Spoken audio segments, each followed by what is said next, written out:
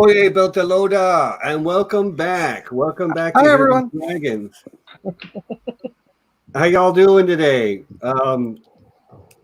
I want to say, first of all, a big thank you to our special guest, Courtney, for joining us. Courtney, you're such a huge Expanse fan and so knowledgeable. It's always a joy to have you join us for these conversations. So say hi to everybody, Courtney. Thanks for having me. Yep. And then, of course, John Hi, and everyone. Nessie. Hey, guys. So yeah, we're here to talk. Whoops. Somebody didn't mute. I've done it. I fixed it. I had. I like to have the iPad open so I can watch the chat. Although Yeah. StreamYard is good about putting it up on the side. Yeah, you just can't do anything with it. I don't think you can. Maybe you can. I don't know. Nessie and I can. Yeah, I know you can. It would look like I'm doing it though. In it. You notice how I haven't done that again because it's a dangerous weapon that Because can be I'll used show both up and ways. do it to you sometime. Yeah, because what comes around goes around, buddy. Right. But anyway, thanks to everybody for joining us. Thanks to everybody in the chat for being here. Before we get started talking about Martian Marine Corps Gunnery Sergeant Roberta Draper, I do want to do just a little bit of I want to tell everybody about our Slack group that we started this week. Slack.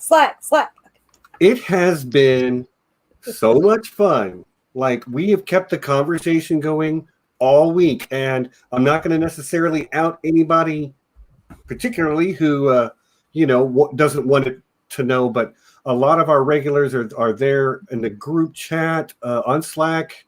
I think we have 27 or 28 members right now. It's been a lot of fun, and it's amazing. And it's not just anybody can join you. You have to be invited, so it's kind of curated who gets in. So yeah, it's just been a blast, and we've had lots of conversations about everything from the Chinese language to a trip to New Zealand to our love of Star Wars to posting sexy pictures of various I'm just saying, come join our Slack group. It is it's a social media platform not too dissimilar from Discord, but I do have to have an email for you to add you in. So if you want that, contact me, contact Nessie, contact John, and give us your email, and we'll get you added in. Yeah, there's all kinds of fun stuff to do because we just discovered that. Last night? Yeah, we can do watch parties, and they work pretty well just by starting the movie at the same time. I wasn't sure if it would work quite well, but we did Attack of the Clones for its anniversary last night, and it was so much fun, guys. So definitely, stuff like that. Go ahead and join in. Yep. But all I can say is that we've been having a blast. We started adding people last Sunday, and it's been nonstop shenanigans ever since. All right. So that being said, let's talk about the man of the moment or the lady of the moment, Bobbie Draper.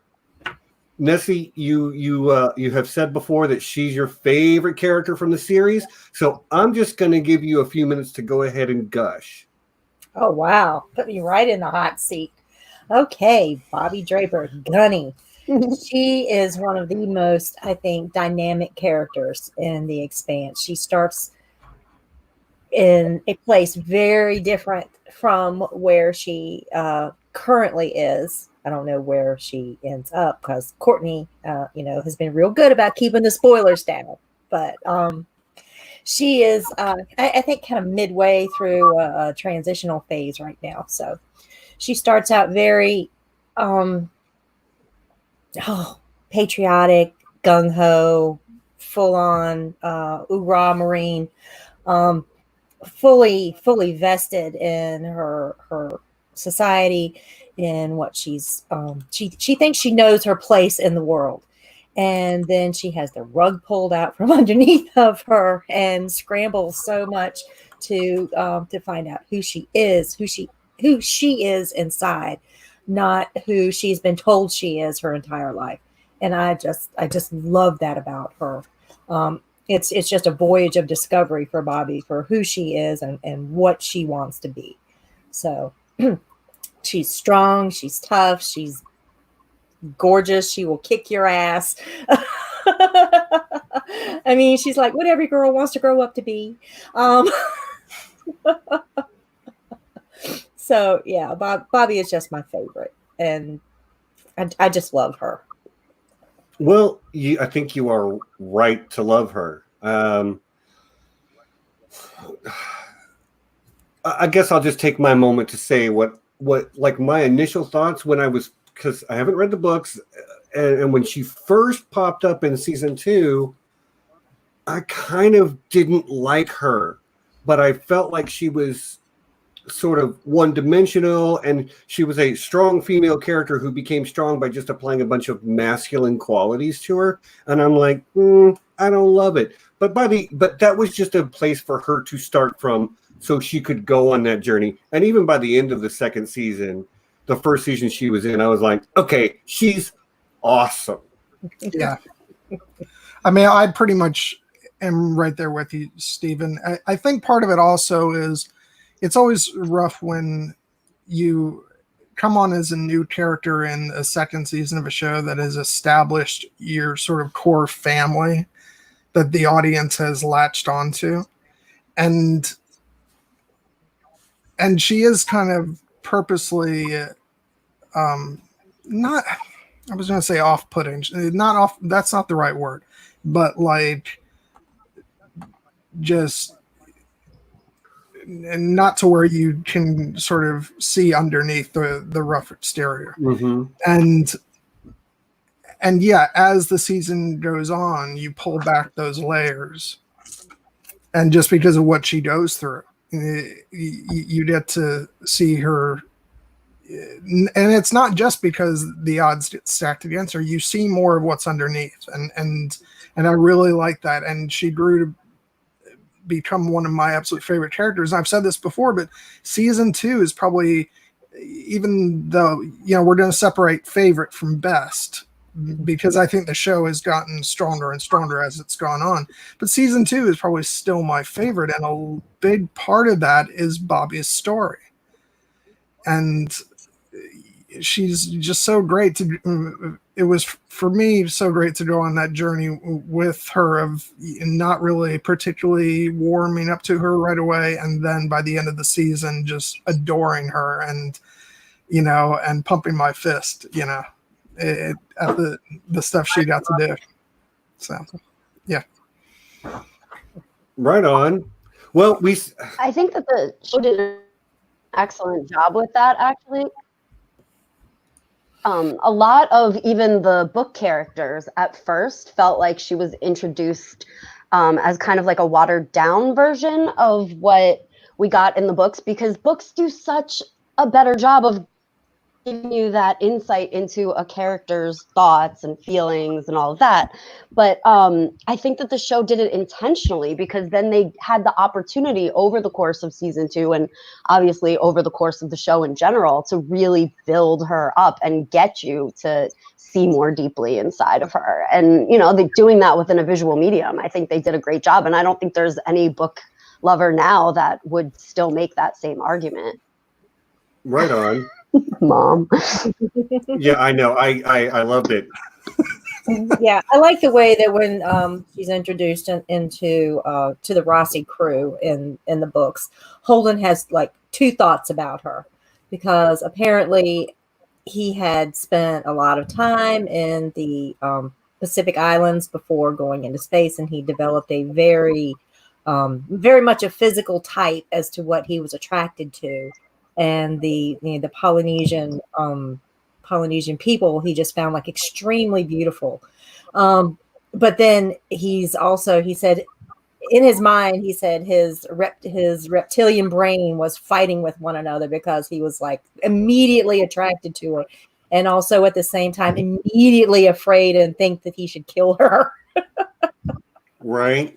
So, yes, Holden goes into that a lot, and she calls him on it in the books. She just smirks. She really does call him on his talking to her, because he was attracted to these petite Polynesian women that he would see on the beaches of Polynesia, and then when Bobbie walks in, she's like that supersized, and he is just like, he doesn't know what to make of it. It's like, she's so beautiful but also so intimidating. Okay, I think, since we're all talking about how completely enamored we are of Bobbie, should I go ahead and show what was almost the title card? Yes, you should. Because I think it was good that I restrained myself on this one, but it came close, guys. I have to admit. So here you go. Yeah, that was very nearly the title card for this episode. I mean, Frankie Adams is just an absolutely gorgeous person, and I mean, what can you say? There's nothing to say. Yeah, there's nothing to say. I mean, we're not turning this into a thirsting for Frankie Adams stream. That's not what this is about.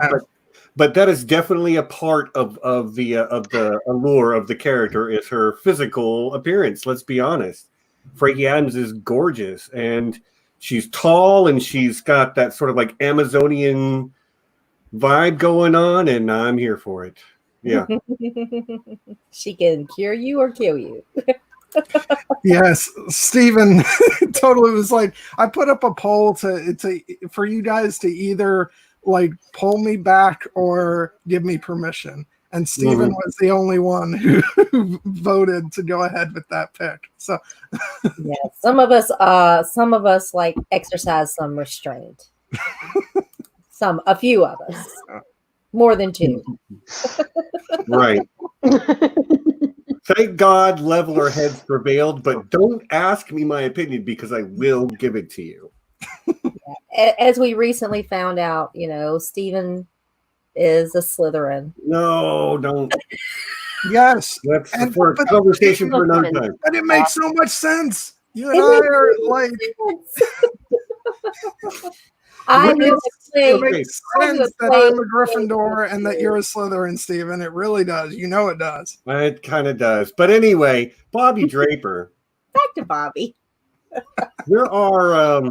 I had a crisis of faith. I mean, Frankie Adams has said that she finds it hilarious that when she moved to LA, she comes from an island in New Zealand, and she said that the island is just full of people that look just like her. And she moved to LA, and all of a sudden everyone was like, who is this Amazonian goddess? And she's like, the entire island.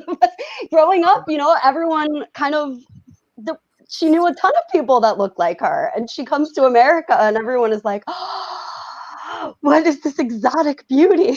Yeah, she's like, I'm the runt in the family. I mean, right. Well, at any rate, though, I actually really appreciate the way they have deconstructed her character just in what we've seen on the television show so far. The way she went from, like this very sort of like follows orders, I'm doing the thing for Mars, and fully committed to the idea of everyone doing their part to turn this lifeless rock into a garden, so to speak. And she was a Marine, and she was sold out, and she was the best she could be. Well, that's very much the Martian culture in general, and she has thought into it. But like by the end of season 4, she knows it's all everything has changed, and her entire sort of like foundational way of looking at the world has been shaken, such that she doesn't even know where she belongs. Like, she's not sure if she should be on Mars. She's not sure that she's done the right thing. She's turned to a life of crime, and she's making some really questionable moral, ethical choices that season 2 Bobbie never would have made. Yeah. Right. Well, even in the books, she doesn't quite embrace the life of crime the same way. The show definitely did that. They definitely turned the hero trope right on its head, and I love it, like, because they took the most honorable character and they made her a criminal, and yet we're still rooting for her, and she's still like epitomizes loyalty among thieves, and she still goes in to like protect her crew, and and beyond, like, all while I'm not just still rooting for her. I'm not convinced that what she's done was necessarily the wrong thing, given the set of circumstances that she was facing, Well, the situation has changed. I mean, her storyline and her identity crisis completely is paralleled by what Mars is going through at the time. I mean, Mars's entire national identity is crashing around it, and everyone is all of a sudden just scrambling to serve themselves. And that's not how she was raised. That's not how generations of Martians were raised. So, Alex is an anomaly going out and seeking his own life. It's, considered like betraying your planet to not work at the terraforming, to not achieve those national goals. And it's never even occurred to her to betray Mars before. Now, all of a sudden, Mars is falling apart and she's got to find her own way, as does everyone on the planet. Yep, Bernie. I mean, I know what you mean, because I wanted Bobbie to be, part of the crew going into season 4. But that said, I was entire books where she's not. She's floundering and she's lost. I was pleasantly surprised, though, watching season 4, how engaging her story remained. For me, at least. I found it really interesting. Yeah, it was really important to pick up those plot points, especially with the quote underground military activities that are going on between the underworld that's being made on Mars and the OPA rebels of the extremist faction that Marcos is part of. So it was really good that they tied that storyline together very well, I might add. They just kind of seamlessly stitched. Yeah, I love that they did it through Under Odds. Yes, and I mean, who else would we have seen it under? Because Frankie Adams wasn't even sure.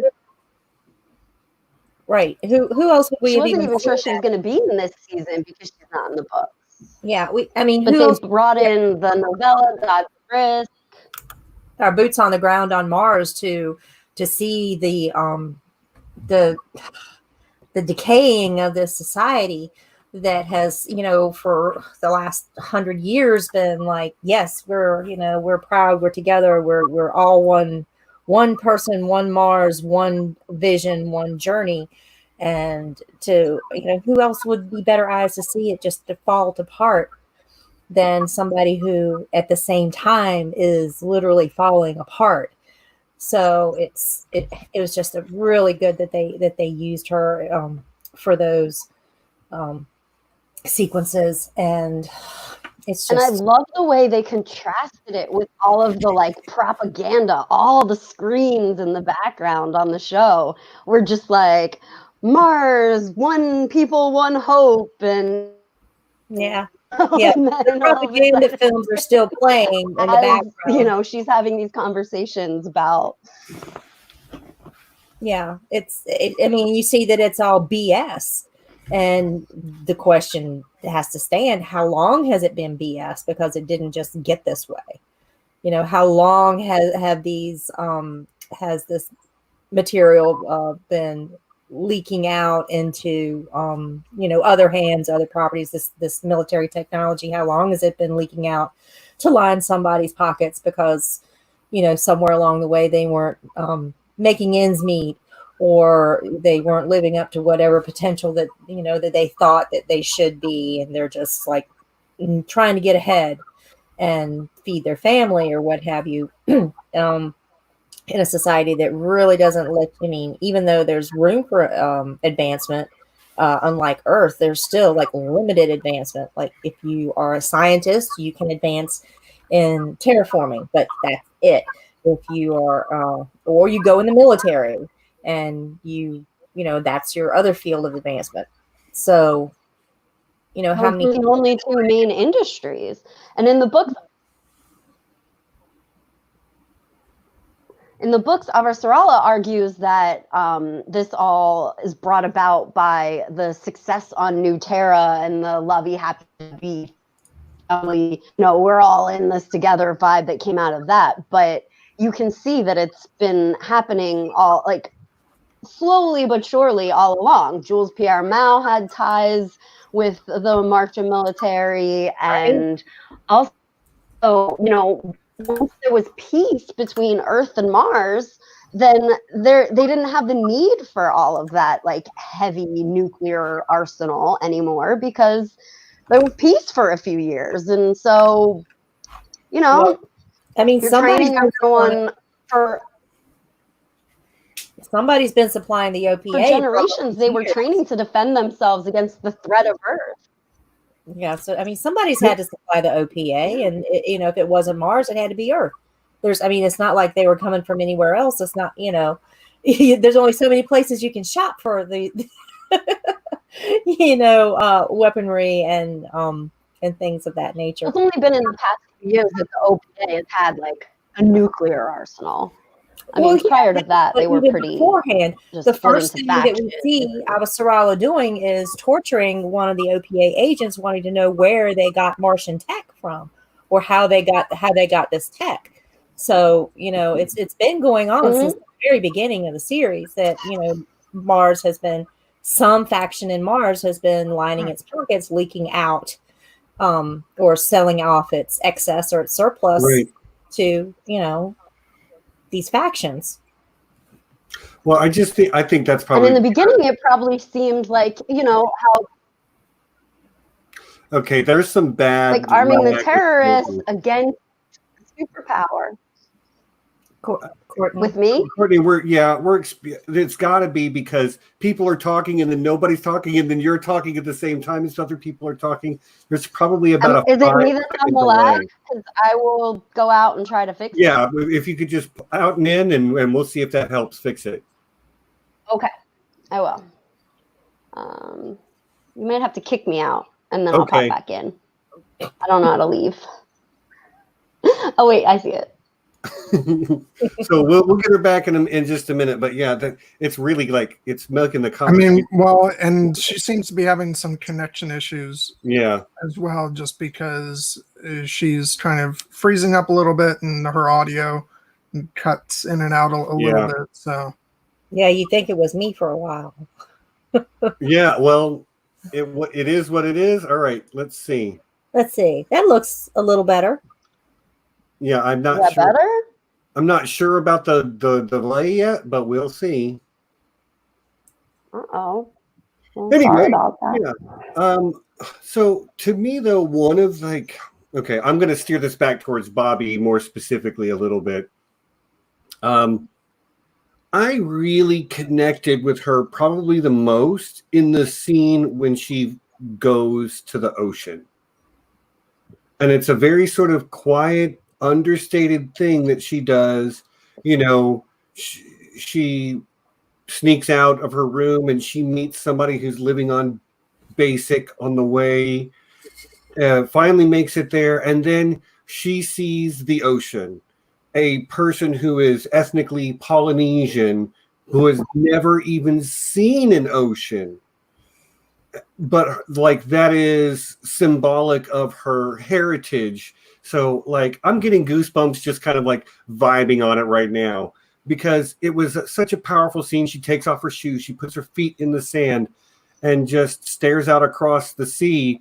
And I also think that's a really strong metaphor for the people that went into space or went to Mars. They had to cross this vast expanse, forgive the pun, but in order to get to a place that was better, or a place where they could build a better life for themselves.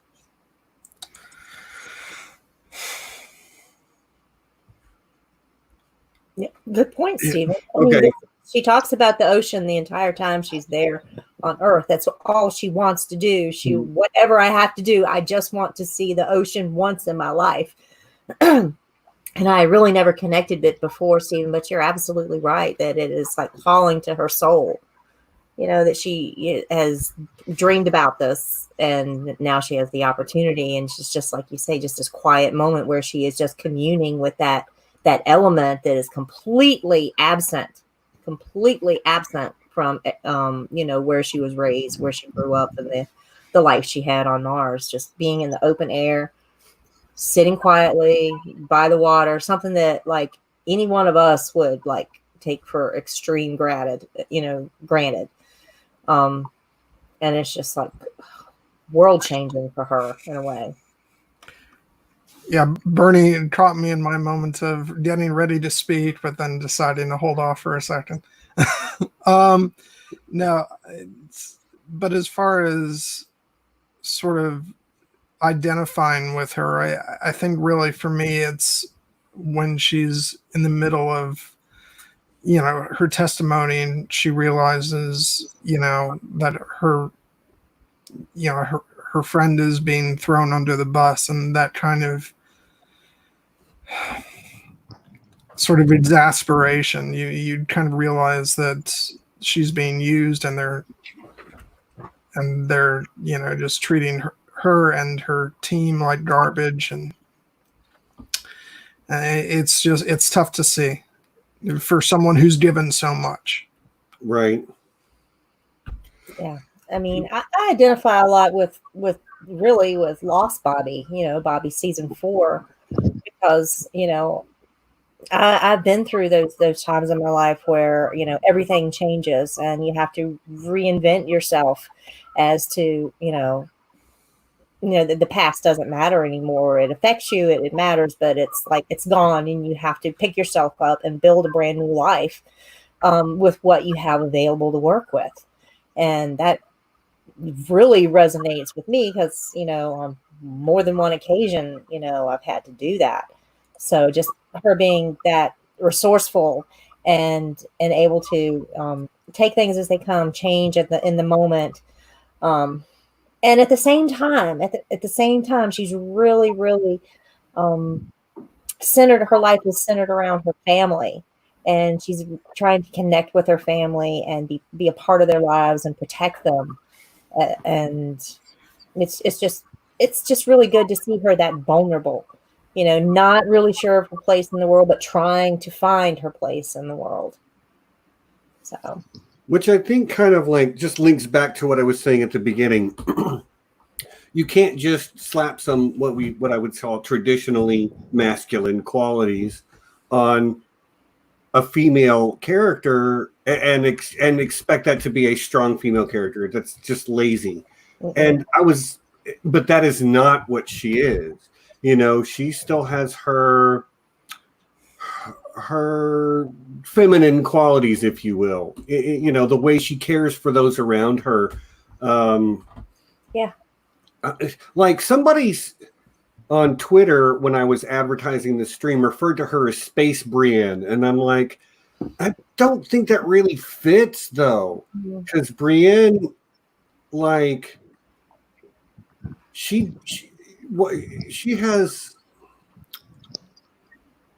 first of all in a much more sexist society, much more sexist. Like that is one thing I will say that the Expanse does really well, is that it does depict an inclusive society, be it Belters or Martians or Earthers. You don't really see racism and sexism. Yeah. You see like factionalism between them, but not really anything based on your ethnic makeup or your genitals, Right. But well, ooh, Courtney. I didn't hear anything you said. No. I stopped because I realized that you had just paused and we're still talking. Oh, okay. No, go ahead. At all? Oh, I just didn't want to interrupt you. I thought you were just pausing. I was going to say that I'd like to think that in the future, like, there aren't as many constraints. I mean, we see within the Martian military, we see women at, in advanced and we see plenty of female members of the Marines. So, maybe they're not just masculine qualities slapped on a feminine character. Maybe it's more acceptable to be masculine or to be whoever you want to be. Right. From a writing standpoint, yeah, I can see what you're saying, Stephen, because that's just like, okay, we have a female character. Let's put this outfit on her, and now she's a strong female character. Right. That's not it. Bobbie's strength is not just physical. It's her mental strength, her strength as a team member, her ability to handle herself in a crisis situation, whether that is in space, as that is on Earth, that is at home. It's an inner strength as well as a physicality strength. So she has strength of character. Right, but like the things that are being explored for Bobbie as a character and the things that are being explored for Brienne as a character are not even really that similar. Yeah, like apples and oranges. Right. Like Bobbie has a place and then is struggling to define herself beyond that. Brienne is struggling to find her place and struggling to define hers. Brienne is very much about, hers is really an examination of gender identity and gender roles. Bobbie really doesn't have that. Hers is more about loyalty and like the sort of like lawful versus chaotic outlook. Again, Bobbie is very much a lawful good type character in my opinion, but she's forced by the circumstances around her to work outside of traditionally legal, means. So, and she fights that every step of the way, and she that examination. Go ahead. It's that examination of, if you continue to tell someone they're a criminal, do they then become a criminal? Like if someone, gets out of jail and gets a job, but you keep treating them like they cannot be rehabilitated, then she's constantly treated like she is betraying Mars, even though that's always been the last thing that she was ever willing to do. But she's treated like a traitor. She's a traitor, and she's forced by society into the outskirts so that, she's unhireable. What else is she going to do? Like, how else is she going to pay her bills? She can't live on her brother's couch forever, Right. She's got to get a job. Yeah. And I mean, she's become what we would call like one of the usual suspects.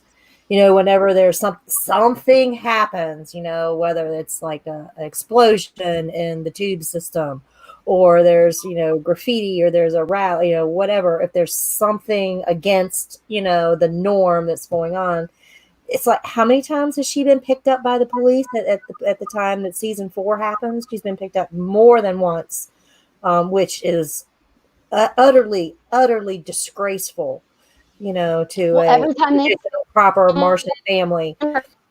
Terminal. Do what, Courtney? Didn't hear you.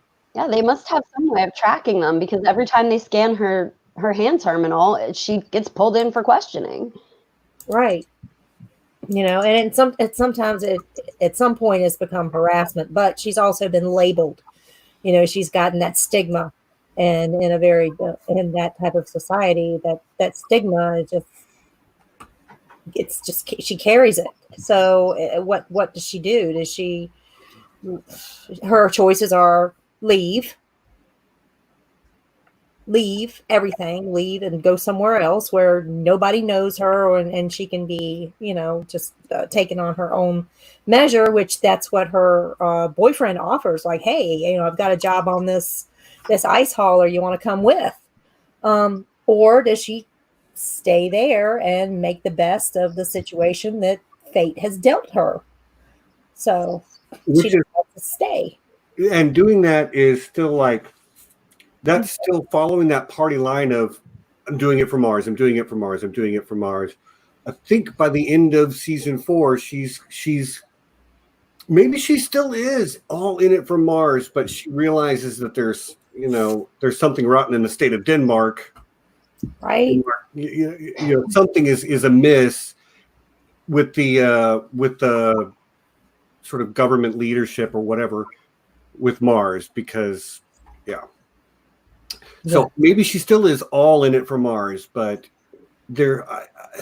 maybe for her fellow Martians. Yeah, I think Mars has changed. Yeah, I think as far as the planet goes and this idea of a future for Mars, I think she's moved away from that and has become a cynic as far as that goes.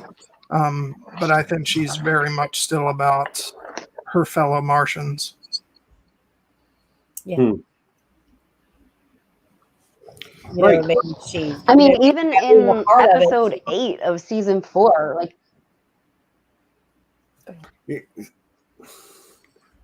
this overlapping even that late in the series, she says to what's his name, Thomas? Am I still lagging?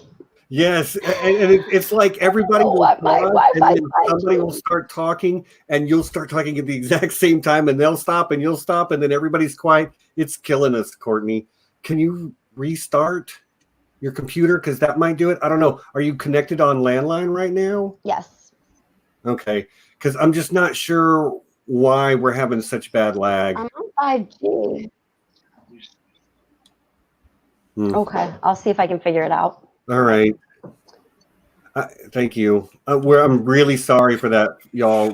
But it sure is making the conversation feel really unnatural. Yeah. So hopefully she gets it sorted out and gets back really quick.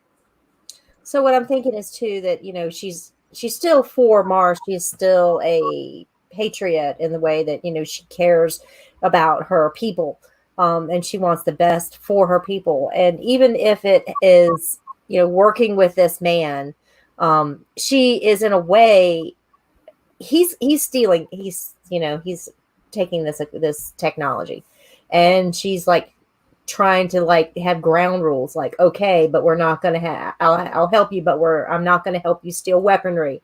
I'm not going to help you steal this. I'm not going to help you steal that. We can make money, but not put weapons in the hands of our enemies is kind of how she's coming from. So it's kind of like she's trying to control the chaos in some way to keep it from going completely in the ditches. Right. Yeah.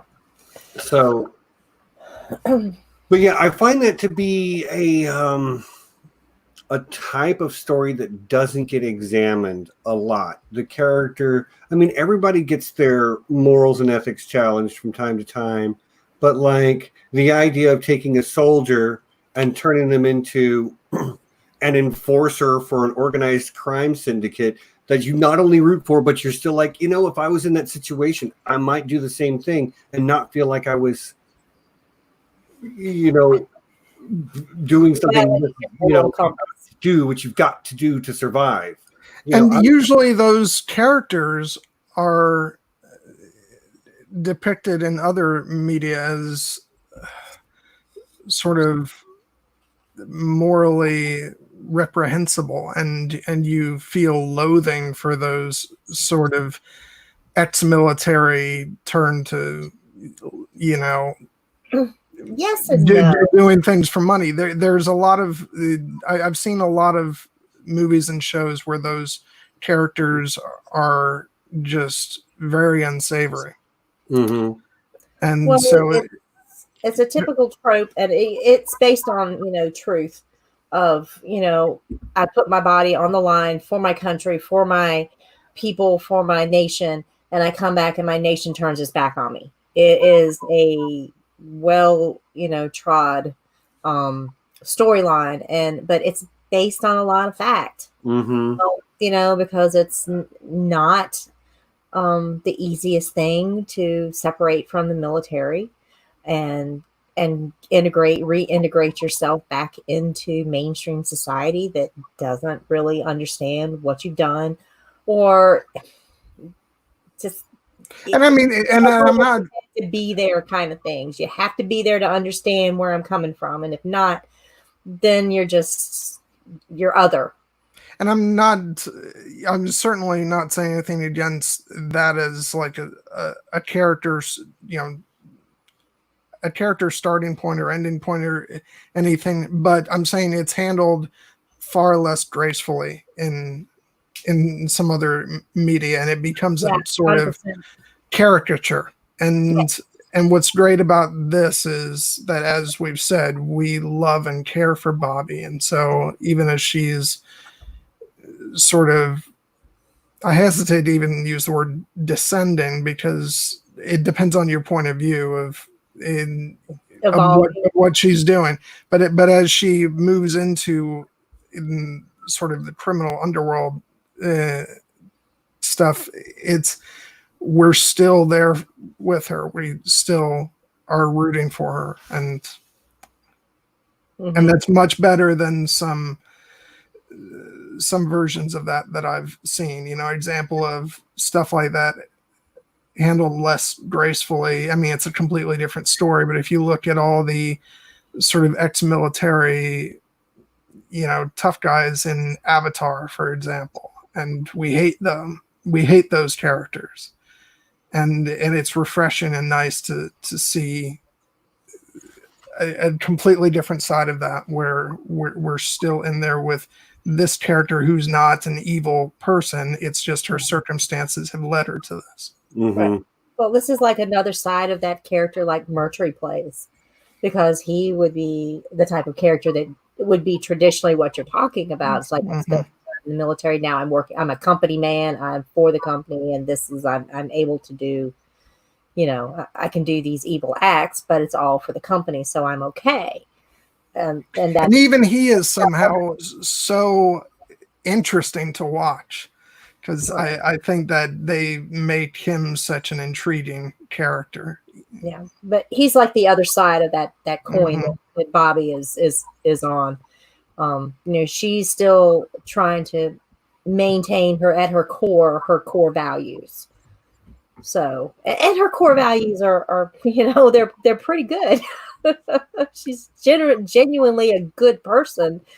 So, like, even when they're fully engaged in nefarious activities, there are lines that she says up front, I'm not crossing. I'm not, I'm not going to move weapons, not going to harm innocent people. Right. Did you, is it Lily? Is that the character that she butts heads with so much in season 4? Leela? The girl, who gets an attitude with her every time. But like, even then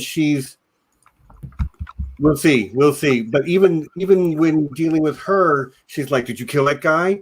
And by the end of the season, we get the full story so that she can feel a little bit better about working with her. But yeah, like, even when she's fully like, I am in the underworld now, I am working for a crime, for organized crime, there are lines she is not willing to cross, because her moral center is never really touched in any way.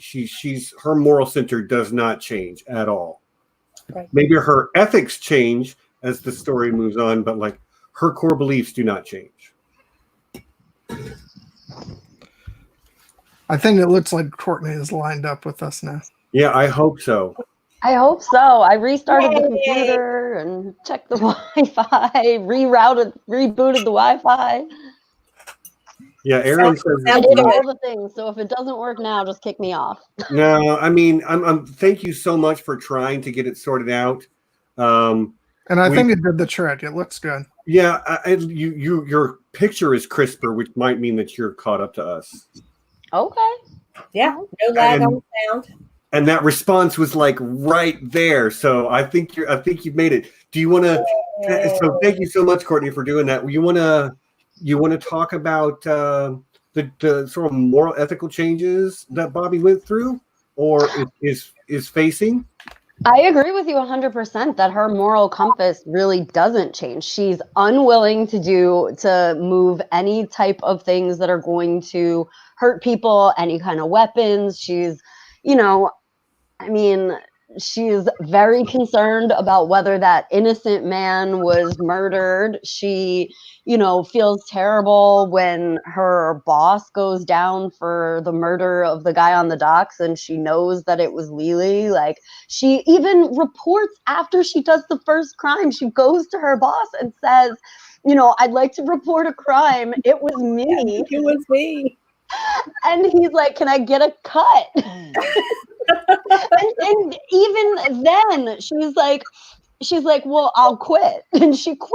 I mean, yeah, she doesn't get in trouble until she quits. Job. She won't work for the crooked boss, even though she's working for the crime boss.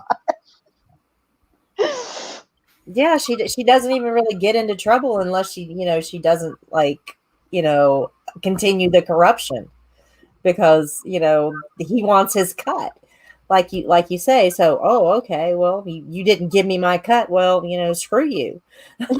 You let me in on it.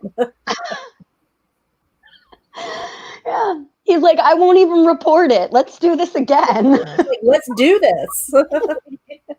But see, and her reaction to that is just why we love her so much, because she's just she's like, what? And she's just that honorable character. And then she goes to finally she gets up the courage and she goes to the police department. She's going to suck it up, turn herself in, just face the music, and there he is. The cop. He's a cop, yeah. He's a cop.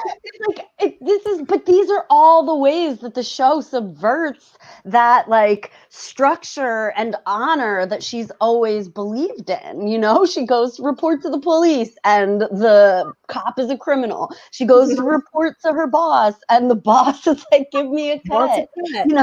She goes to the VA, which ironically in the books she works for the VA. But she goes to the VA looking for honest work, and they're like, we got nothing for you.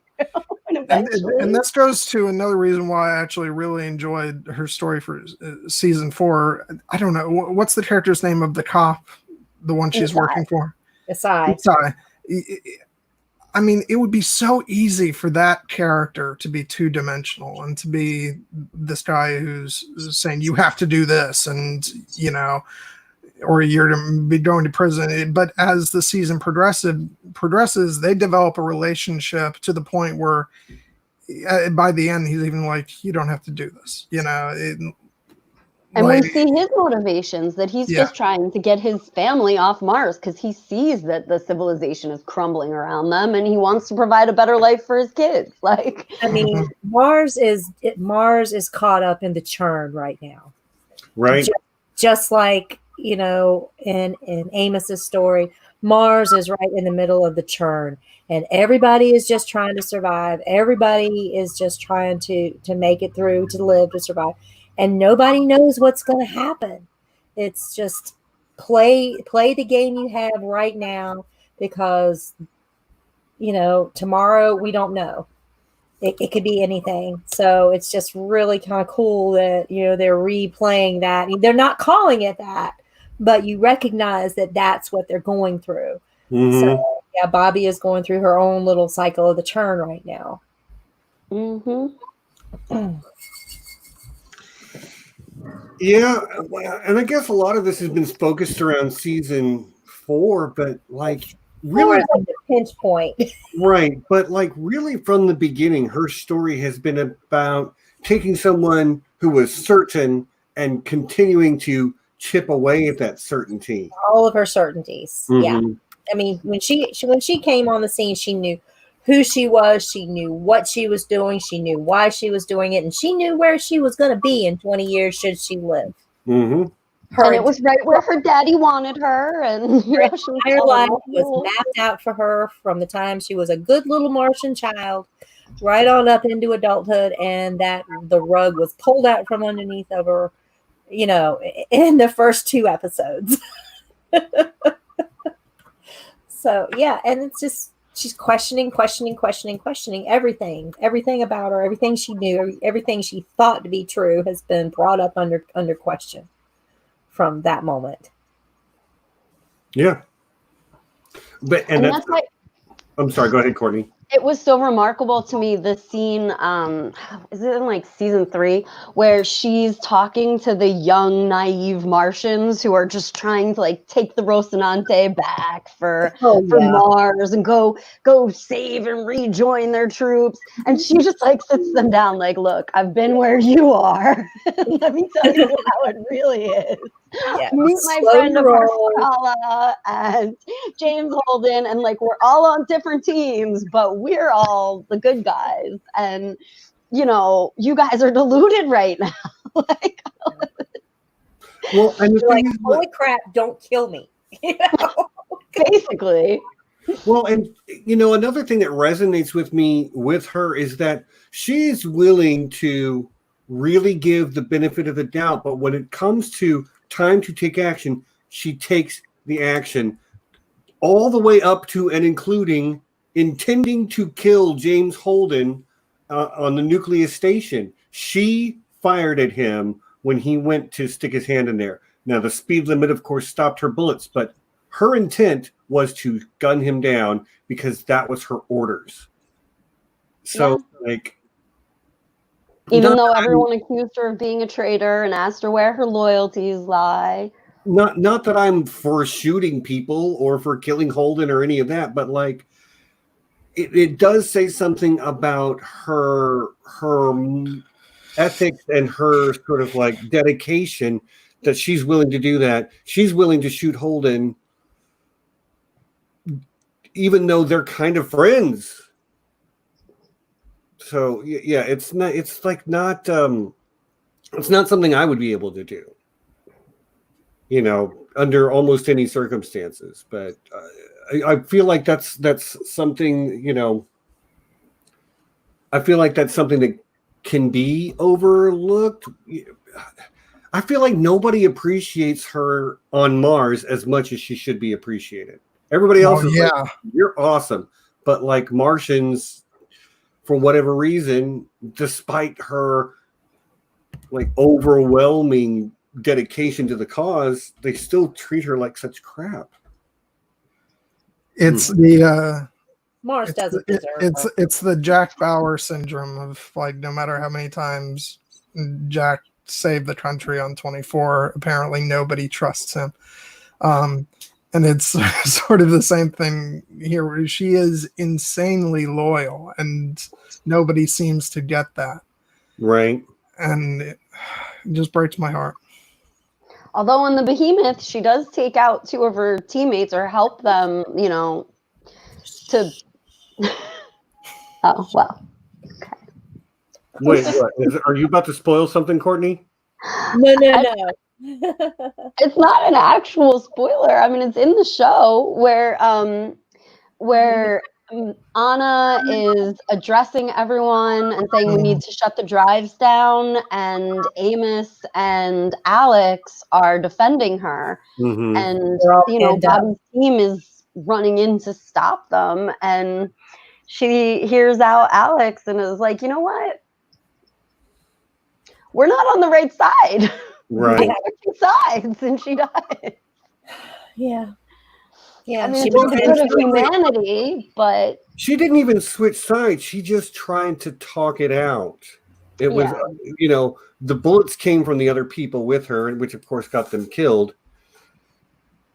And I mean, and it also says something that she knows enough about Amos to know that what Amos said, I will shoot, you know, he was like, I will put her down. But she came out anyway because she knew that was the right. Yeah, and if anybody even doubted that, we see by season 4 that no, he will totally do that. He'd have done it. Yep. Yeah, there's zero doubt in my mind Amos will ever do what he says he's going to. If he says he's going to do it, I pretty much am going to take it to the bank. But the fact that Bobbie knows that and still comes out unarmed, like she's just so dedicated to, she's the perfect soldier. She's the soldier that doesn't want to go to war. So, well, in the beginning, she's pretty gung-ho. Let's, like, you know, bring it to Earth, blah, blah, blah. But, you know, she outgrows that.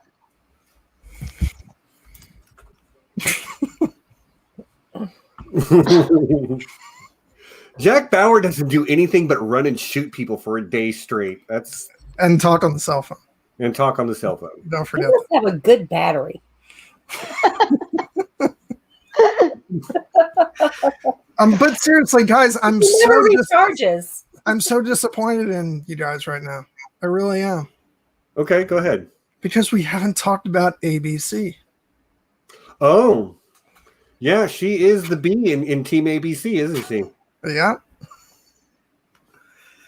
Yeah, Avasarala, Bobbie, and Katya, which is a great little, like, those three together were magic at the end of season 2 and the beginning. It's like all I want to talk about is her like tasting the little snacks on the tray. The ship. It's like, can we talk about how when she first met Katya, who's like a hard ass, she walks into the room and she's like a young, like she is literally in their power right now. And she looks up and looks at him and goes, "What the fuck are you looking at?" You are literally, you have thrown yourself at their mercy, and you look at the hardest guy in the room, and you're like, what are you looking at? You know, it's like going to jail.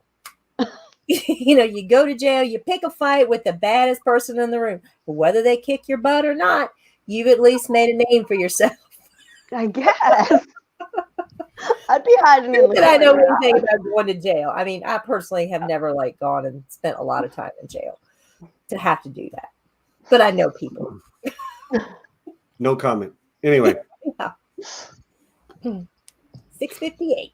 But yeah, that's like one of the things that I feel like the Expanse does really well is that it lets the things going on in the background continue to service the characters, even when they're not, you know, the things that the character that's not being focused on at the moment can still be doing their thing in the background, and it develops their character. I always think of how Prax tells his daughter, "This is Amos. He's my best friend in the whole world," and that look that Wes shoots to him, you know, like, it melts my heart.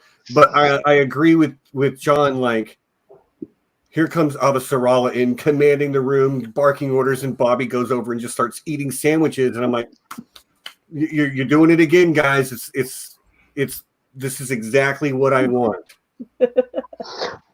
And she's got a mouthful of things. It's like, because it's not that much longer before she's going to be like kicking ass and saving the day and everything. But in that moment, she's just having, you know, she's taking the opportunity to. Well, also in the books, it's like she's never had a real cucumber before. Like, this is like real, like earth grown, like gourmet food. You know, everything she's eating is come out of either. You know, that this is an actual treat for these people. You know, like it's like real strawberries. You know, real food, not something that comes out in a paste. You know, out of a tube that, you know, they grow, you know, from soybeans and whatever. And it's like, oh my God, this is like filet mignon for her. Yeah, a little cucumber sandwich. This is something that I have to raise, you know, and watch an entire series on these three. I can get behind that, because the thing is, you guys hyped up ABC before I got to that part of the story, and then we lost Kotyar, into partway into season 3, and I'm like, damn it, I was really like feeling these three, but you know, it was nice while it lasted. Well, she and Avasarala are one of my favorite dynamics. Bobbie and Avasarala are lightning in a bottle. You put those two together in a room, in a scene, in a situation, and magic is going to happen. Just and because the actresses and those two characters, because they are dynamic, polar opposites. So, but they have so much energy that when you put them in a scene together, it's just like, boom. You know, Avasarala is just so, and Bobbie's just stoic, and she's like, okay, little lady, just this is how it's going to happen. But even in real life, I can never pronounce her name. But the actress that plays Avasarala has said that she has, kind of like adopted Frankie Adams, and that she sees her kind of like a daughter and mentors her. And they're lovely together. So. But I do love that at the end of season 4, she calls her and she's like to take you up on your offer, and Christian's like, terrible thinking, you have the worst time. Yeah, but that's just like, I need season 5 so bad now. Or at least we're getting A and B back. At least we're getting A and B back together. Yeah. Well, I hope we are. I hate to bring up like current circumstances, but can we just all be grateful for the fact that even though we're going through this pandemic, but that they finished filming, season 5, and so we don't have to worry about that. We're gonna get season 5 of The Expanse. Yes, right. Gonna get that right on time. Yes. Okay, so I'll tell you what, we're about an hour in. What do you say we take a short break and I do the mid-roll? Works for me. Okay, cool. Well, I'm going to start off with Patreon shout-outs. Normally, this is only one person who gets the same shout-out every week, but good news, we got 2 new patrons this week, both at levels that are higher levels than the base. So shout out first of all to my High Council member, Bronsterys the Wise. His YouTube channel is also linked down in the description because he's about to start doing content again, and he will be our guest next week. We'll talk about that in a minute. Also, lords and ladies of the realm, we have Sixto Sounds, who is my IRL buddy JP, and the man, the myth, the legend, old school patron, ridiculous Ed Tollett. Sean, you still hold a special place in my heart, my buddy.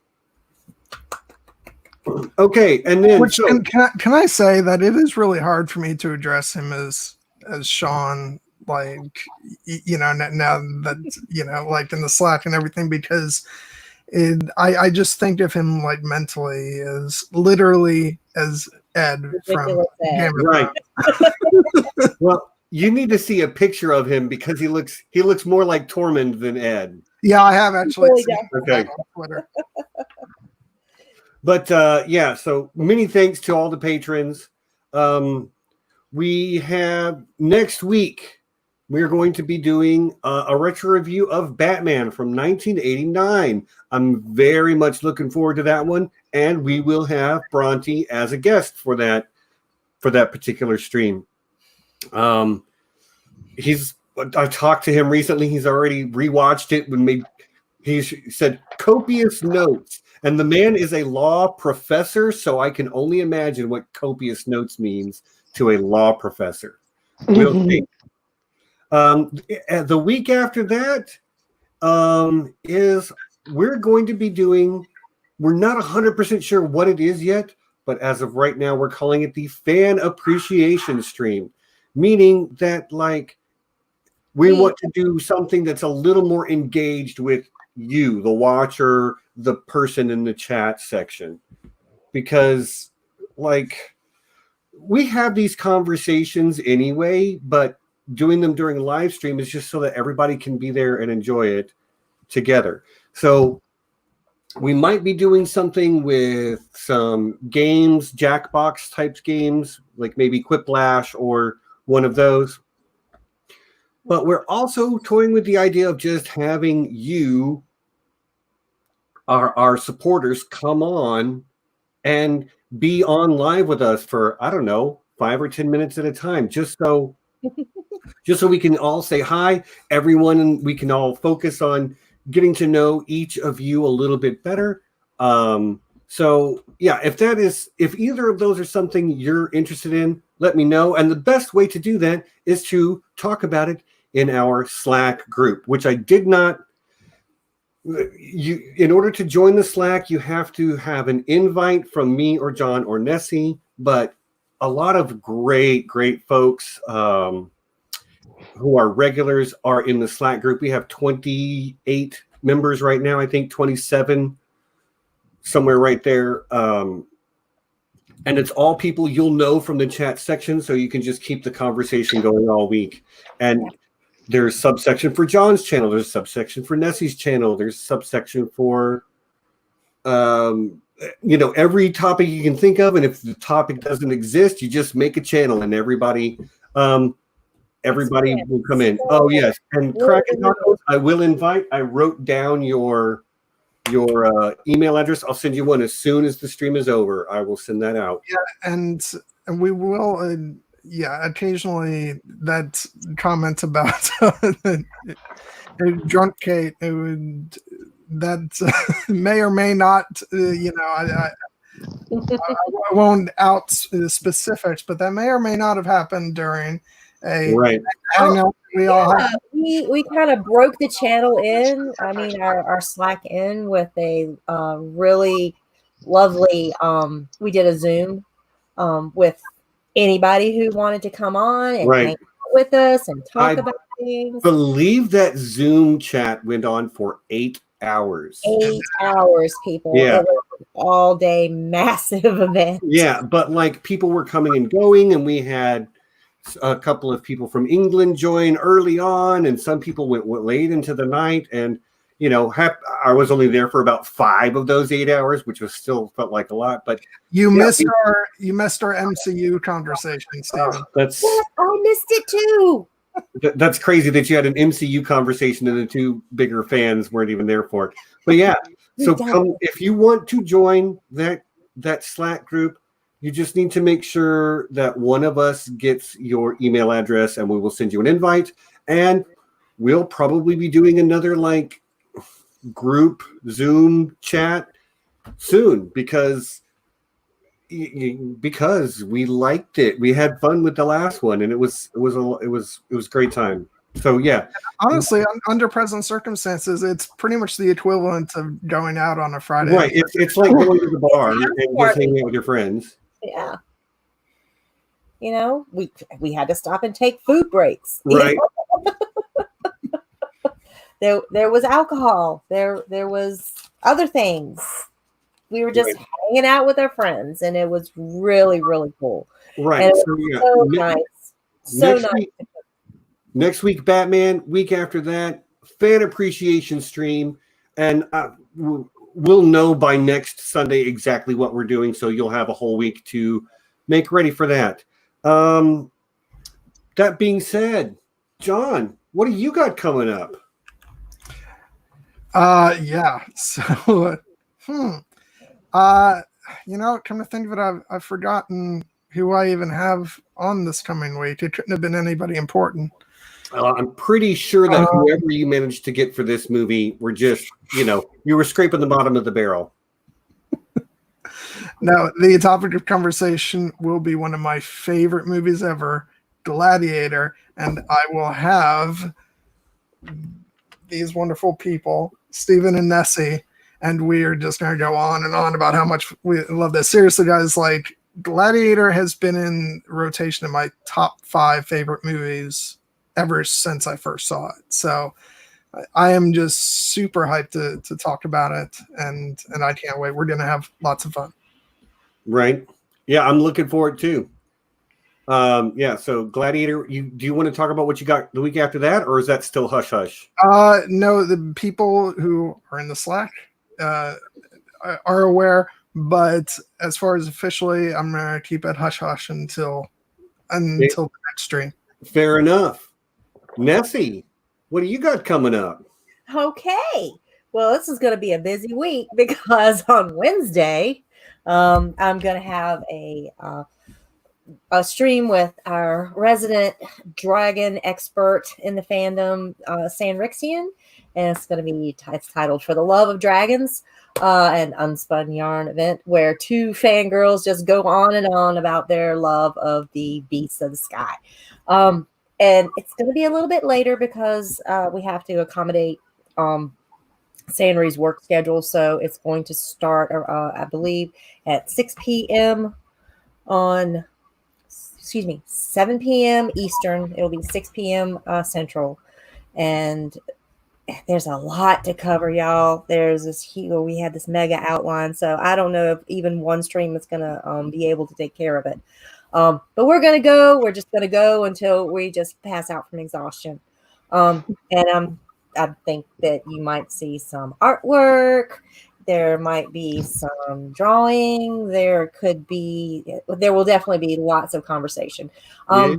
Yeah, I really don't want to like put Sandry behind the screen because she always does such fantastic artwork when she comes on everyone else's channel. I really want to get her out in front of the camera and talking about the thing that she loves most in the entire world. Yeah, keep an eye open for the stream to get posted because the title card is a piece of Sanrixian artwork. So you guys look forward to that. Yeah, I don't think this is some new Sandry art that you guys are gonna really love. Yeah. And then 2 weeks from that, which is gonna be on June the 3rd, I'm gonna have another live stream with my very good friend Emma Smith and Bronsterys from Bronsterys YouTube channel. Both of these guys love to talk about mythology and symbolism, and so do I. We are going to have a Con of Thrones redo. And from last year's Con of Thrones panel, we did a presentation on unicorns, elephants, and the laws of the forest. And if you've ever been to a con, squeezing a topic in 40 minutes and allowing for discussions really doesn't give you a lot of time to really dive deep into something. So this is the stream that was promised. So we're going to. A year ago, it was promised. A year ago, we'd say we got to get together and do this, and then nobody did it. So now we are. So I'm really, really looking forward to that. Right. Well, cool. So yeah, lots of good stuff coming up from us. I wanted to say hello to everybody who joined us coming from History of Westeros. I saw our numbers jump up about 8 or 10 watchers here in the since we started the mid-roll. And yeah, so I love Aziz and Ashaya, and I know they got a late start today, so they ran over, and that's completely okay. We're really happy that any of you that have come over here from there have chosen to join us. And second, I am going to single out Padar and tell him, please join our Slack group. We have a great group. I just need you somehow to get your email address. You can drop it in the chat and then immediately erase it, and I will still be able to recover it. So Padar, you can run, but you can't hide. Yes, we miss you, buddy. And the Slack is just a great way where we've kept the conversation going all week, and we've had a lot of fun. And I want you there, my man. Anyway, I digress. Bobbie? Question mark? Who wants to jump back in? You guys said your favorite Bobbie moment. My favorite Bobbie moment is when she went all like Mama Bear when they were saving Prax's kid, and she went solo to fight the monster, and she just basically is like, "You guys go get the kids. I got this." And she goes solo, badass, and just means to like run it off track and ends up fighting that thing. And like, I mean, the special effects were incredible. They're like jumping off walls. I mean, stories high. And then she falls, her thrusters run out.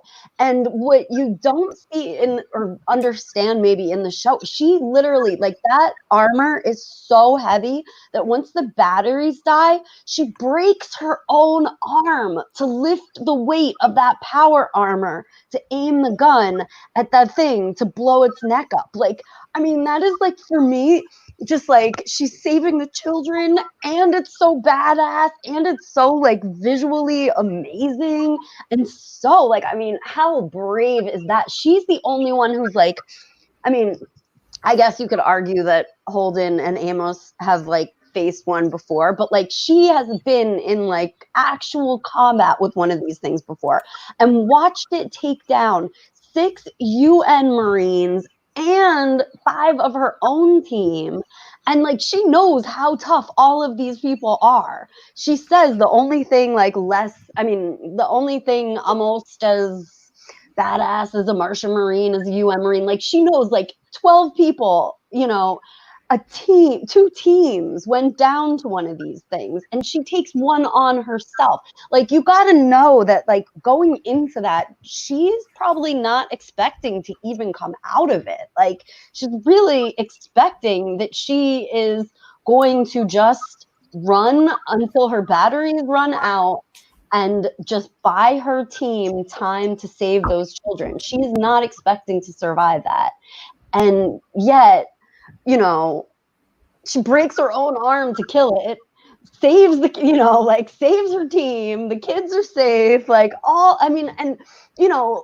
As we're watching it, we're giving all of this credit to everybody else, but like really none of that would have happened if it weren't for Bobbie. Like, none of that could have been achieved if she had not diverted that monster and fought it herself. Well, and I really kind of agree with you that the moment you're talking about, or the scene or group of scenes you're talking about, is from my favorite episode of the whole series so far. I'm sorry, I don't recall that in the best episode of the series. You can be, yeah. You're in the wrong season, John. That's all I'm saying. You're in the complete wrong season. I know exactly which episode you mean. You mean season 2, episode 5, entitled Home. Well, yes. I mean, that's clearly the objective choice. Season 3, episode 6, episode 6. Immolation. Mm-hmm. Anyway, no, I'm pretty sure you guys have that wrong. Yeah, I'm pretty sure that you think we have it wrong too. It's one of my favorites too. I mean, it's definitely my favorite Bobbie moment. Like, there are so many that I love. Like when she runs and declares amnesty at the UN. Like, I mean, there are a million Bobbie moments that I could list. But like, even beyond that, I think something that really resonates with me is the way she like has to face the thing that destroyed her whole fire team before. Like, that's got to be terrifying. She's wrestling with her own demons, and the demon is in physical form. Mm-hmm. That's the only difference. Yeah, she is facing everything that has been traumatic for her up until this point. Her PTSD moment was seeing her whole team just fold like a cheap suit in front of this, with this this creature, and just her going out like that, just to on her own to face down everything that has been haunting her about that moment for the whole season is just, And in the books, she has nightmares about it every night. She wakes up in a cold sweat, and she always is sure that she's dead at the end of the dream. Like, she's out there on the ice, and the monster has killed her. And so she literally goes into that thinking that this is her dream, this is her nightmare come true, and she is going to die. And yet she still faces it just to save her team and save those kids. Right. Because her core is never shaken. Ever. And even when she's laying there on her back and her armor is dead and she has to fight her own armor to fight that thing, she breaks her own arm just to shoot it in the head. That woman. Yeah. And then she's just so afraid that she's been infected because of the... And she has to abandon her armor because the thing has touched her armor, and her armor is such a huge part of her identity. And she has to shed her exoskeleton before she can get back on the ship with her crewmates because she doesn't want to infect them as attached as she has been. And, especially in the books, because she's such an abnormal size, she's had the same armor for a lot of years. She's very meticulous about maintaining it because it's impossible to replace. She'll never get another one in her size. It has to be custom made. So this is a huge part of her identity, and she has to shed her protective layer to rejoin her very family. Very symbolic. Protect them again. Like, she has to sacrifice even more. She's just like risked her life, broken her arm, and then has to give up her her like baby. I mean, she names it. Doesn't she name it like Bessie or something, Ness? I think that was her gun. The gun that she's constantly taking apart and putting back together and drilling. I thought it was the armor. I thought she named the armor Bessie, but I could be wrong. It's been a while. But it is such a part of her. It is, like you say, and the only reason that it wasn't scrambled like all the cameras on the other suits were is because it was an older model. Analog versus digital. Mm-hmm. So that's why she was the only witness that was surviving, was because, you know, she had this antiquated suit that was custom made for her. I mean, everybody understands if you've got an odd size, if you wear an odd size, if you've got that great fitting pair of boots that you just have lived in forever, you know, and they're so hard to get. And the sole starts to come off and you glue it back on just because, no, I'm not giving these up yet. Not giving them up. They're just they're a part of you. This is how she feels about her armor. I mean, it's protected her through, you know, so many situations, and it's great when it's power charged, but I mean, it's dead weight. It's heavy dead weight once the batteries die.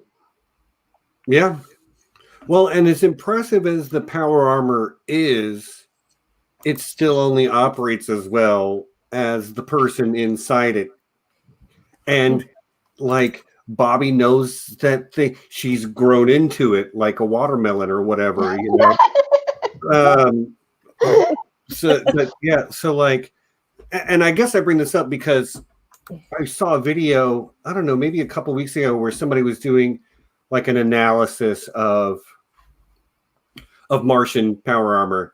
They went through and they took screenshots and blew things up. So like, what's on the heads up display? How many bullets does the gun hold? You could tell because it says like on the little part of their HUD, you know, everything we see it do.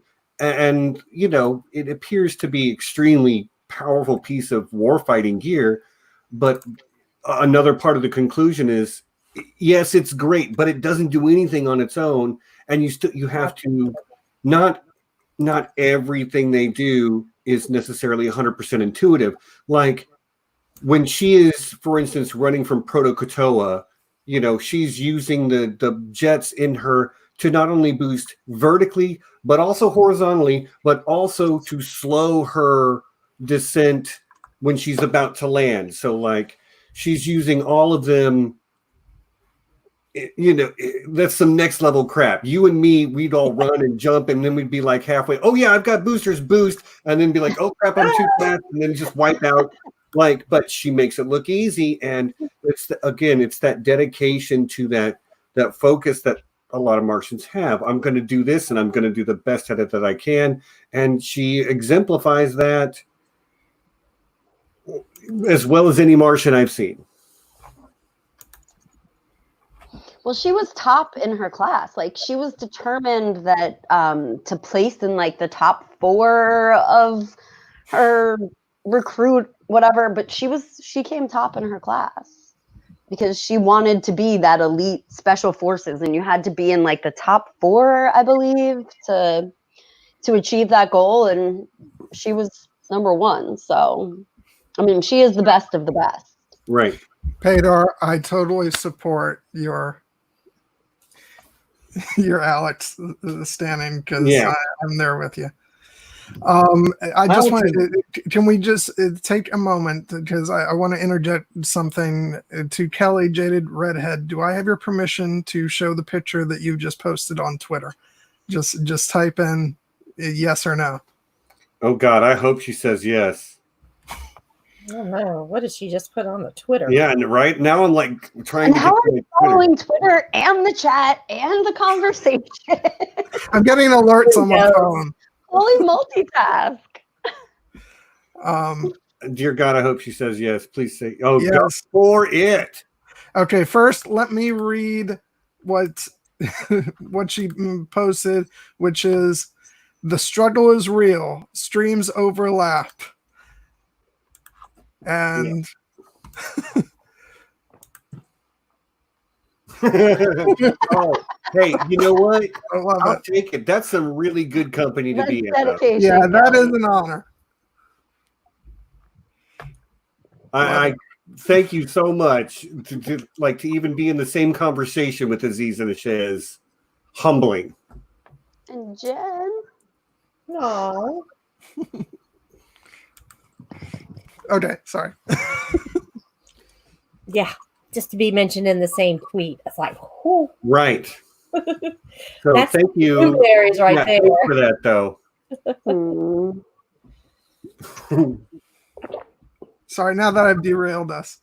Of course. all This good. is not your No, brain. that was worth it. I'm glad I saw that because I'm missing my friend's stream to be on this one. And we appreciate it.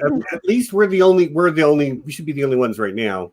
Oh, Hey, speaking of which, we were just talking good about Yay. you. We were just talking good about you. Thanks for stopping by. Yeah, so I'm John, did you have any other pictures you wanted to share? You know, just I'm that's just Come on. that is This not is about character development. I am not the one. That's Steven. Okay. That's that were me. Guilty. You are known for your thirst. Not sorry at all. I mean, that's some development. That's all I'm going to say. Well, this is a serious character conversation, Steven. Right. Well, it is now. I do want to, I know, Aziz, I heard you guys got a late start, but I just wanted to say, you know, Kelly was watching both your stream and our stream at the same time, and I'm honored to be considered in the same sentence, or you know, worthy of the same level of attention. So, anytime you get a late start, anybody that's watching you, I don't blame you. History Westeros is fantastic. They are my favorite YouTube channel to watch. Aww, period. Thank you, sweetheart. So, but I'm also really happy that when they're done, you come over here. I appreciate it. All right, so and Jess is back with us. Nice. Yes, she was. I Right. was going to say some character development and bring up Shortland Street Padar, but I didn't want to sound pervy over a teenager. So, but she was a beautiful young woman. Okay, we may be getting distracted. Let's. Yeah, You're it's back. fine. John, if you have problems with us getting distracted, still. I mean, come on. And plus, I really shouldn't say anything because I'm not the person to call anybody out. So I've got like pages and pages of notes, and yet all we ever do is just. Yeah, that's how I like it. Why you make notes? Yeah, and John, you're right. You are the last person. Didn't you get to sent to like thirsty jail this week? Thank you, San Roxanne. Yeah. Someone had the hose put on him this week. Yes. The fire hose? Yes. Yeah. Yeah. He had the hose. It was hilarious. But yes, guys, we got maybe half an hour left, so let's keep things focused on our girl Bobbie and make sure that we talk about. They're not all picture books, Kadar. Yeah, so I like big books with lots of work. And she will not lie. So right? I was waiting for that. Now I need to write an entire song. So this is the chaos channel. Leaf, I love you, sister. That's great. Yeah. Yeah. I don't mean, has anybody even noticed? Because I will say this, like I refer to her one of two ways. She is either Martian Marine Corps Gunnery Sergeant Roberta Draper, because she deserves to be addressed by all of her titles, or Bobbie the Babe, because like it just, yeah. I mean, she did show her feminine side in season 4, and I'm glad that they actually addressed that Bobbie does have a. She's not all about the uniform. She's not all about the. Hi, Kelly. You know, she actually has a relationship with another human being that is, you know, meaningful to her. So it's nice that they actually addressed that in the series. Yeah, Kelly's leaving, so I just want to say bye. Thank you for coming by. We'll see you in the Slack. Yep. Bye, Kelly. See, this is the thing, though. Yeah. I was just about to say that, like, we were chaotic before, but now that we're all, like, chatting away with each other, it's just going to get worse and worse. And this is precisely what I planned. I found out today in the Slytherins. Slytherins are known for, like, their long-term plots and schemes. What can I say? It's like... This has been my goal. It's already taken a year to get this far, but you love it when a plan comes together, right? Yeah, I do. So, Bobbie. Yeah, Bobbie. Were we talking about Bobbie? We were. I'm trying to think if there's something from her story or development that we haven't touched on yet that I need to make sure that I hit. Where do you see her going in season 5, guys? That's what I want. That's what I want to. I mean, I can't answer that. Yeah. This is not for you. I'm throwing you the block, girl, but and you know, I can't believe Courtney is actually showing restraint. Even the books are just a suggestion, Courtney. We don't know how they're exactly going to You play. have no idea the level of restraint I have shown, John. So you like restraints, Courtney? What? What did you say? You have a lot of restraints at your house? Dang. I'll show myself out.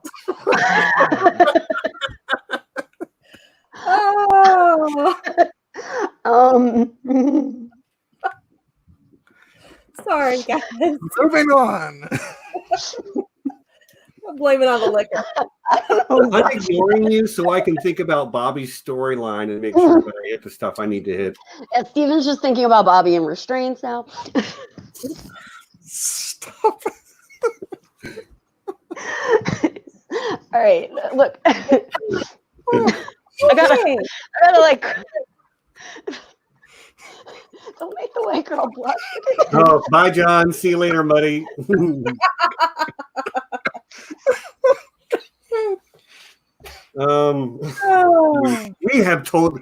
We have maybe hit an iceberg this week. My job is to dodge the icebergs, and I may have failed that this week completely. Oh, God. So yeah, Bobbie.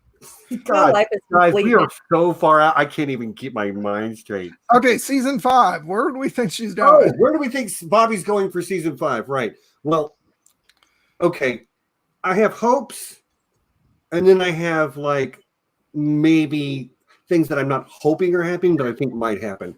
I hope she and Avasarala get hooked back up together because they're sort of both on the outs from their starting positions. They're very far removed from where they began the story, each of them. And both of them are very sort of like recently in that position.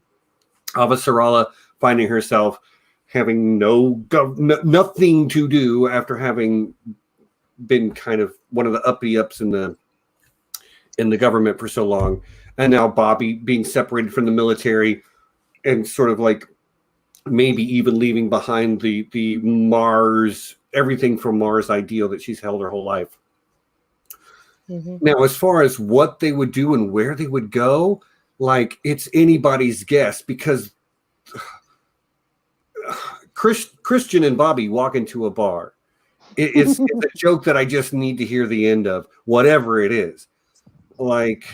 But I think they have to move behind the scenes. Now, what do I think will happen? I think that she will be even further tested on where her ideals truly lie. Like, that's one of the things that keeps happening to her character is that she keeps getting pushed to see where her ethics and morality might break. And they haven't yet, although like she's been pushed to the point where like she's gone against what she thought was ethically right and wrong. And I think that she's going to continue to do that. Maybe she'll be pushed that far in the drive to sort of like find Marco and all that, because Marco has, or Philip really, whoever it is, that group has blown up they blew up the dome on Mars, and they've got Martian stealth technology. So like I see a very strong possibility for that. And then the things she'll be asked to do in order to achieve that goal might really test her ethics and morals. That's a great catch, Stephen, because I think a lot of people who just watched the show did not necessarily draw the correlation that the Inaroses were behind that attack, and that's where the stealth, you know. Yeah, so, I missed that until you guys brought it up. Okay. Yeah, we saw Philip there at the explosion when you know, it was going down. It was quick, but you had that's explicit in the books. But I mean, even having read the books, that wasn't something that I might have caught if I didn't know. You know? Well, it's like it's a split-second shot of a character we've never seen before getting into an elevator. Exactly. But he does show up at the end of the episode and is introduced as Marco's son, Philip. But but that's a great catch that you put I'm that together. I'm impressed.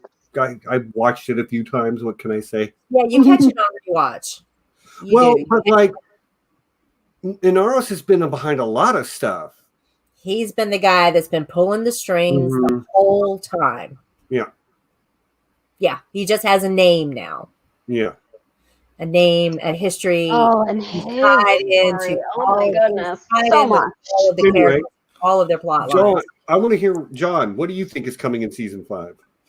Okay, so I kind of figure that I've given up on predicting like plot points and where things are going to go in that regard, because like this past season, I thought I knew where the story was going, and then like I totally did not. So I'm not going to try and go there, but from a character standpoint, I'm actually very interested to see where they take Bobbie and Christian's relationship and interaction, because I feel like the team up, we've seen that. So from a story perspective, what kind of spin is going to be put on those two characters coming together again? And how's it going to be different from what we've seen in the past? And what kind of situation will they get into? And maybe it'll be more dangerous than either one of them is anticipating, or, you know, things of that nature. So I'm just, more than what their story necessarily is, I'm just looking to see how it's tackled from a character perspective and how each of them might develop as a result of that. Yeah. Well, both of them are at ends right now. You know, Sharla is at like the end, at an end point, you know, in her political career. And, you know, she's, if I'm trying to remember correctly, Arjun is on Luna. And no, Arjun's on Earth. Arjun's on Earth? Arjun's on Earth, and she's on Luna. Yeah. And you know, the last scene. Yeah, I think, yeah, I know. But yeah, she's on Luna.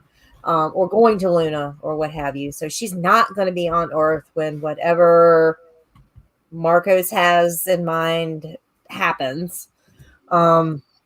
Yeah. So that's another thing, because that's happening, and so whatever the two of them blowing up, you know. Yeah, so whatever the two of them think their interaction is about to be is going to be completely different by what's coming.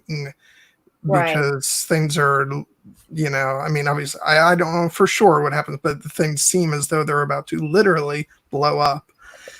So that's just going to obviously have an impact on a lot of character dynamics. Yeah, I'm thinking that, I mean, they probably won't meet up on Earth. It'll probably be at some point in the inner system. Maybe Luna, maybe a space station, maybe a ship. But at some point, yes, they'll meet up. Who knows? Maybe they'll, go riding in the Razorback again. Who knows? Which, by the way, can I just say I was watching some clips. I don't know where it is or who's got it right now, but I mean, it isn't blown up. Can I just say I was watching some clips last night to sort of refresh my memory on just some like Bobbie scenes, and because I haven't had a chance to rewatch the show, but it was a scene with the Razorback, and I'm like, where it's like I was almost hearing like a Phantom, ship name, and it was Razor Crest, because now I'm conflating Mandalorian with this, because we got the Razorback, Razor Crest. So yeah. What is it that she says to Avasarala when they're about to take off on the ship? Hit your tits and buckle up. It's time to peel the paint or something like that. I'm just like, I love you, Bobbie. Fantastic. Well, Avasarala does give her the Razorback. I don't think that's a spoiler. And so I won't go into future books, but I will say that we've talked about how Bobbie is not a major player in Cibola Burn or Chibola Burn or whatever. Cibola Burn. I had 2 beers. I drink a couple of beers to combat my social anxiety of getting on here in front of all of you. So she is not a major player in Chibola Burn. She's in the prologue and the epilogue. And in the epilogue, I'm not sure it specifies where they actually are, but she is with Avasarala and they are having a conversation. They're in a hotel bar. Bobbie and Avasarala walk into a bar. Literally, Stephen, that is what happens. But they're having the conversation about the breakdown on Mars and how, what the implications are going forward for all of this military equipment being, pilfered for the belt, and basically how Mars is dead, and, But so Mars has a lot of tech. Mars has a navy. Mars has a military. Better tech than Earth. I mean, far better tech in some respects. It's funny, when Avasarala is and the proton bombs or something like that, and Bobbie's like, oh, those are a myth, and Avasarala's like, no, they're not.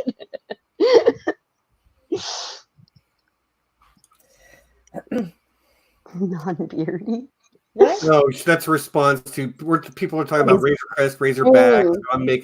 I made up Razor Face. That's a Batman villain. But I am clearly not on.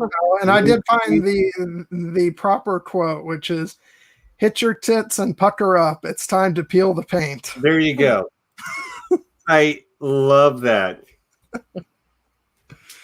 Thanks, Bernie. Yeah, thanks, Bernie. Knew you could depend on you. I mean, I would name our ship the OPAS Razorbutt if it wasn't for the fact that we are already the OPAS Legitimate Salvage. Yes. Legitimate Salvage. And see, I feel like these are the same kind of tendencies of yours that I have to battle with suggestions for our title cards. You're right.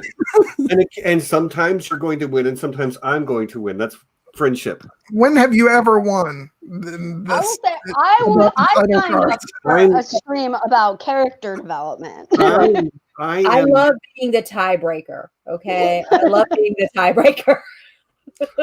John, I am choosing to look at time in a non-linear fashion, so I'm also counting the victories I haven't gotten yet.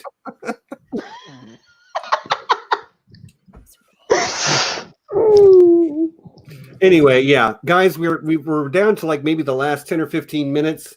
So make sure you get your Bobbie love out now. What? How many are there? 4. God, Do you know the scene I'm talking about? With right after they come down the elevator and they come out of the elevator and they're getting shot at and they're like, "How many are there?" And Bobbie just steps around the corner taking bullets and she's like, "There's 4 of them." And then in 2 seconds flat, they're dead. Clear. Let's go on. Yeah. I prefer the moments where she's like more sarcastic. Like I love when like the oops when she goes to take the guy's gun and it turns out that it's like genetically locked and he's like oops, and she takes out 4 guys and just stands over them like without even using a weapon. These are 4 guys with guns. She has no guns and she's like oops. Like yeah, that's a drop the mic moment for Bobbie. Yeah. Or with the who's the like engineer guy or something that like rough me up a little bit or they'll know. You know, just rough me up a little bit and shove me in a locker. Like, I don't want to hurt you, but like, is this guy really worth dying for? I mean, because you know I can kill you, right? Like, oh, and like you said, like the little Martian babies on Rescued.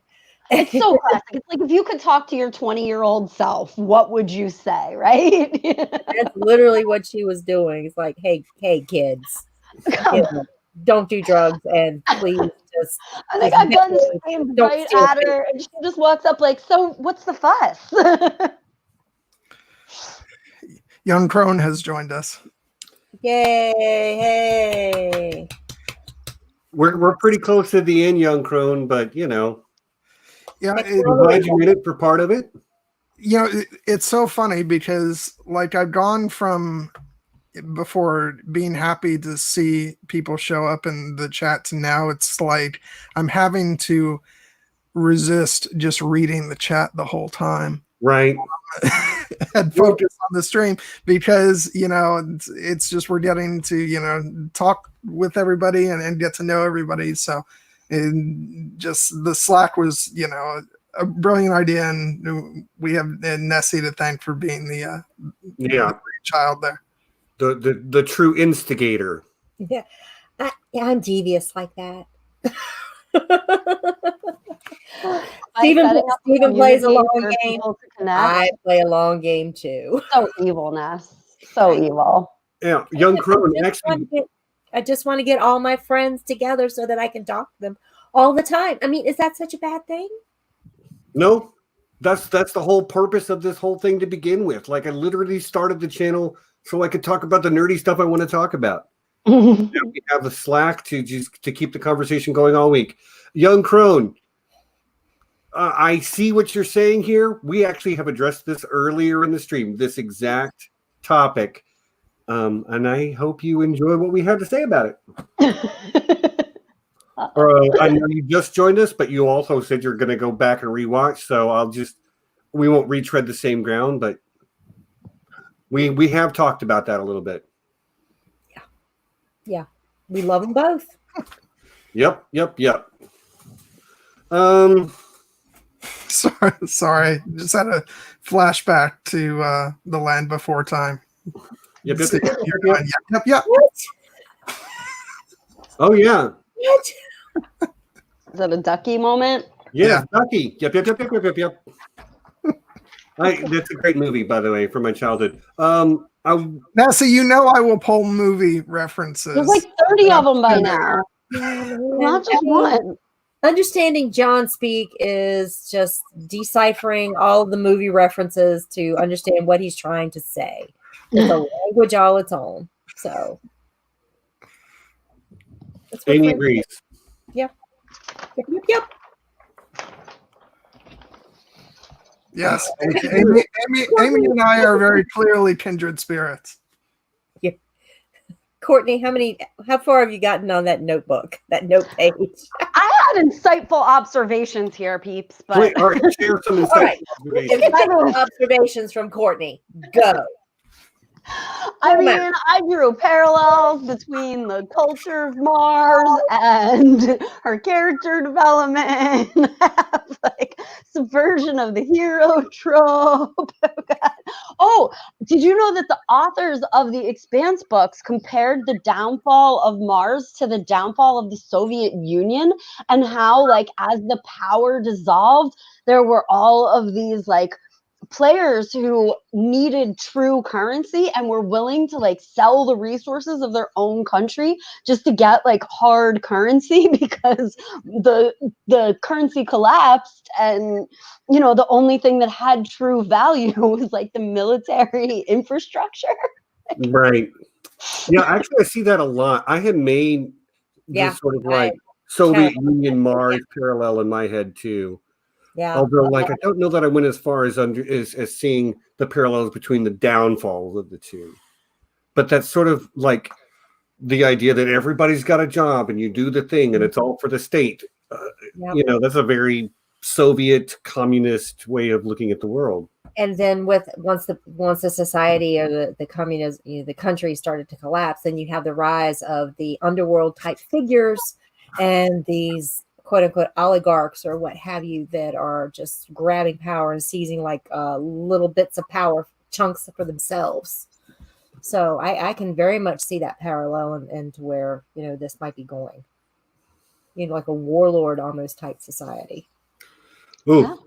See, we could have talked for 2 hours about that alone, and now we got 10 minutes left. I wonder if that means we're going to have a space Putin in the future of the story. I mean, it's possible we get this sort of space Putin in the Expanse at some point. We could, absolutely. Little short guy who never wears a shirt and rides a bear and rides a unicorn or what have you. Yeah. Would you form a space force? John, please. Sorry. Just stop right there. I'll stop. My soul is already hurting. Right. You're getting some love on your bookshelf again, Courtney. God, she does have the best bookshelf. She makes the rest. I have a theory that it's not a real bookshelf. It's just a matte painting. This is the book I'm reading right now. Wheel of Time, Winter's Heart. A likely story. Yeah, I think it's not real. It's just a painting behind you. Yeah.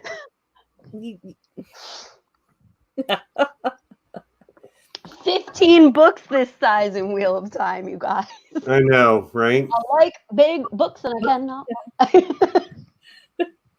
Well, guys, if there's not anything else left to say about Bobbie at this point, I have something to say. Okay, go ahead, John. All apologies to Frankie Adams. We really did intend to, have a really very serious discussion about your character. No, we didn't. We intended to talk about the character.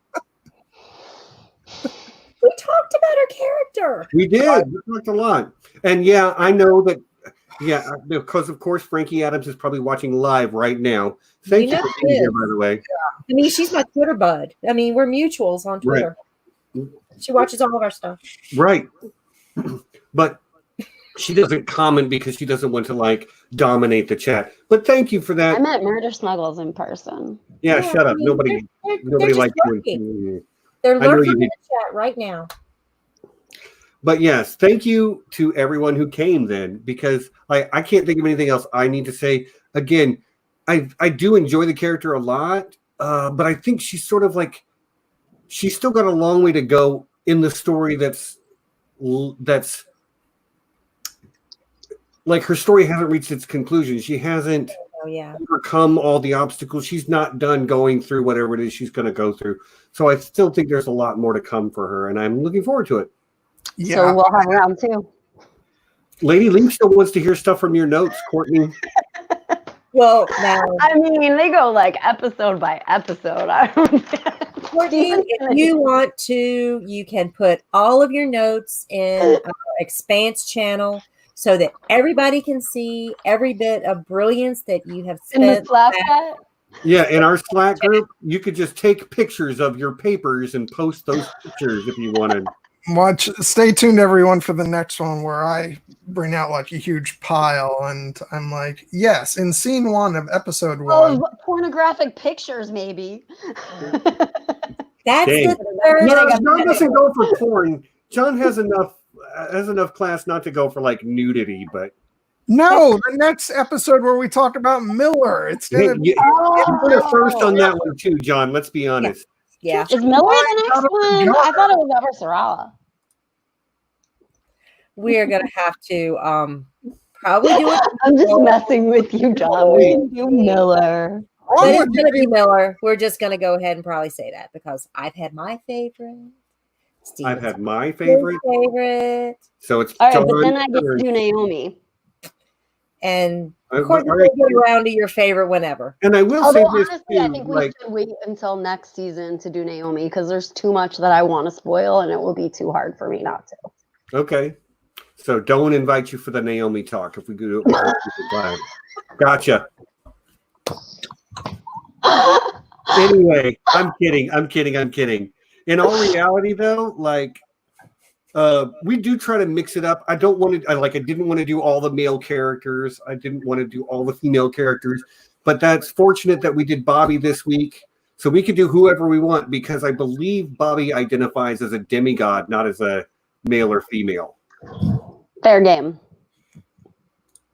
Yeah, she's a goddess. Yeah. Well, she is neither male nor female. She might be a Gundam. She might be a No, she's not a Gundam. not a Gungan, a Gundam. Oh. Gundam, which is like an armored power suit also. Oh. Anna, they may think it's up in the air, but it's not.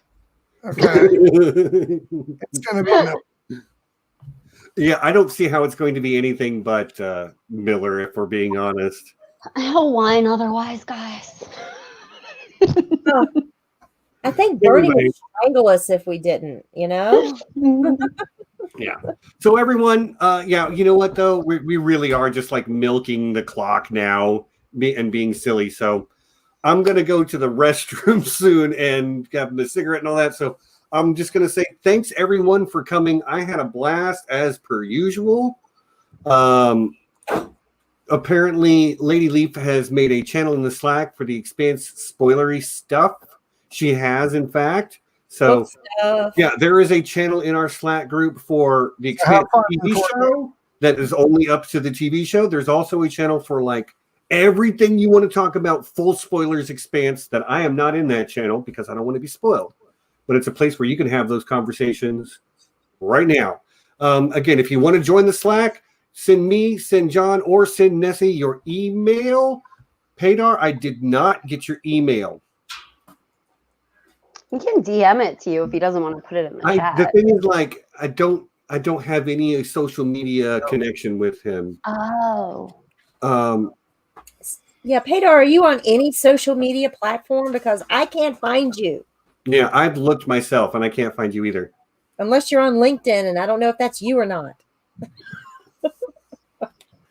But please leave your email information somewhere that we can find it.